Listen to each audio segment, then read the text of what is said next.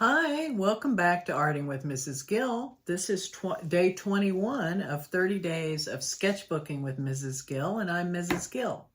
I primarily use Posca markers, and today we're going to be looking at how I did this piece. Okay, and we're going to kind of do an outline of it.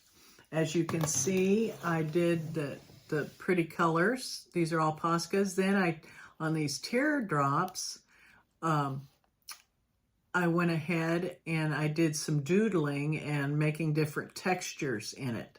I really like doing that, and it just kind of makes things stick out more. So today I'm going to show you how I did all this, okay? All right, let's see. Can you see that good? Yeah. There we go. If it'll stand up for me. Yeah. Okay, to start out with, I'm using a black, thicker Posca marker. When you shake these up, be sure you keep the lid on it, because sometimes they will spill. Okay, so what am I seeing here? It looks like there's kind of a river kind of thing going on. So I'm going to do that. And then I'm going to make another one right beside it. And then I'm going to do another one. This is kind of like my river in this piece. Then I see that I made lines, these lines. So I'm going to go through and do that. And yeah, so I'm going to do that. Different lines.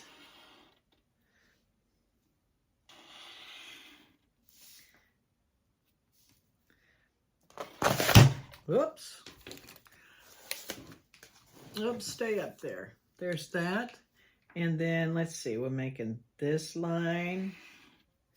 And what else I got? I got a smaller line here. Then another one. And looks like I've got some that are kind of flowing like this, so I'll make that. This is really not hard. And again, you can make any kind of design that you like. You don't have to have Posca markers. You don't have to have sketchbooks. But here's the beginning of that. Okay, so there's that. And now I'm going to go ahead and I'm going to make my little teardrops, or whatever those are called. So I'm going to make lines, and it's almost going to be like a flower. And you do that pretty simply by making those lines. I've had a lot of practice at these, but there's always room for more practice when it comes to art. That's why I keep doing it, and I'll keep doing it for a long time. I really enjoy it. So there's some of those. Then I can make some others, because it looks like they're kind of spreading out. So I'm going to go do that and make them go like this.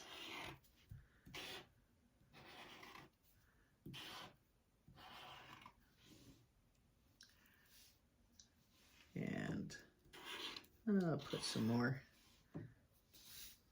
colors in this flower-like thing. And you can even make mistakes, because you can go back over that with the different layers of the markers. Okay, so there's that. So now we're going to go back and do some coloring.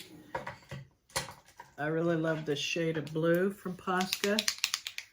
It's one of my favorites. So I'm going to go and I'm going to make my little river, it looks like, through here. And you can see how vivid that blue is. So I'm going to do that, and then color that all the way through. I'll do that. Then I'm going to get another different blue, green, and I'm going to put the lid on. put the lid on. I always forget that. Or not always, but sometimes. Okay, so now I'm going to go ahead and I'm going to color this one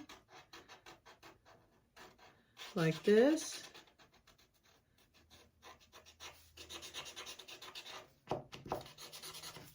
Put that on, shake it up, press down to get more of the paint, and sure enough, there it comes. So that gives you an idea of how that would look too. And then I would probably put another layer on the green.